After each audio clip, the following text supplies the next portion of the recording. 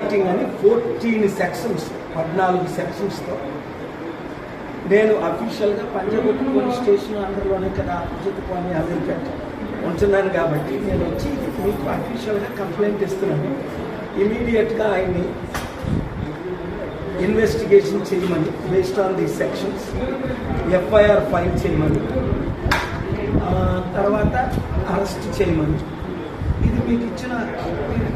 action copy to the president of India, prime minister of India, chief justice of India, home minister of India, governor of Andhra Pradesh,